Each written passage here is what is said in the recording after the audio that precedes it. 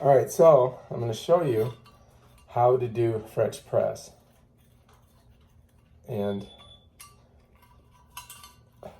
how to put it together and take it apart. So if you look, you'll see there's a little screw in there and it has this little thing it twists. So if it's sticking out too far, you can't do it. It's got to be a little bit in. So I'm going to set that there so you can see it. Then these pieces here come apart.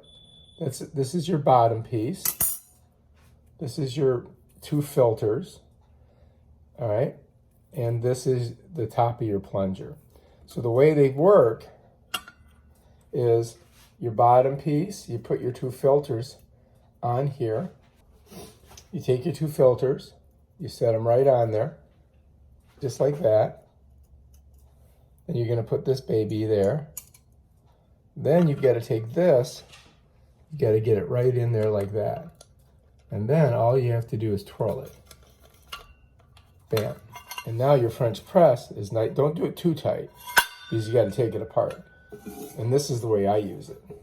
All right, that's how you do it. And I'm going to show you how to make French press coffee right now.